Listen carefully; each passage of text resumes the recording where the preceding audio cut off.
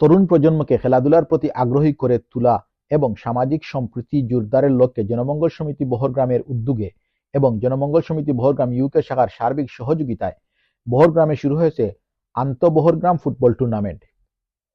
গত 20 জানুয়ারি মঙ্গলবার বহরগ্রাম ফুটবল মাঠে প্রতিদ্বন্দ্বিতাপূর্ণ এই টুর্নামেন্টের আনুষ্ঠানিক উদ্বোধন অনুষ্ঠিত হয়। উদ্বোধনী অনুষ্ঠানে অতিথি হিসাবে উপস্থিত ছিলেন জনমঙ্গল সমিতি বহরগ্রাম ইউকের সাধারণ সম্পাদক মামুনুর রশিদ মামুন, জনমঙ্গল সমিতি বহরগ্রামের সাবেক সভাপতি আব্দুল মুকিত চান্দই, সাবেক সাধারণ সম্পাদক আব্দুল মুকিত, বুধবাড়িদার ইউনিয়নের 3 নং ওয়ার্ডের ইউপি সদস্য শামসুল আলম কয়েস, লন্ডন প্রবাসী কৃতি ফুটবলার এনাম উদ্দিন, পর্তুগাল প্রবাসী শাওন আলম এবং জনমঙ্গল সমিতি বহরগ্রামের সাবেক সাধারণ সম্পাদক তুলন আহমদ।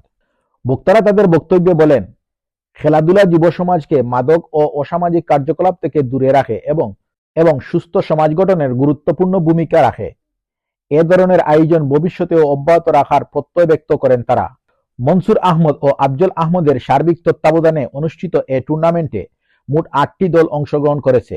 মাঠে খেলার শুরু থেকে দর্শকদের মাঝে ছিল ব্যাপক উৎসাহ উদ্দীপনা। আয়োজকরা জানান, খেলাধুলার মাধ্যমে গ্রামবাসীর মধ্যে সৌহার্দ্য ও ঐক্য আরো দৃঢ় করতেই এই উদ্যোগ নেওয়া হয়েছে। খেলা চলাকালীন সময় খেলার ধারাভাষ্য দিয়ে দর্শকদের মাঝে আরো আনন্দ বাড়িয়ে দিয়েছেন আরাফাত হোসেন ও শাহিন আহমেদ।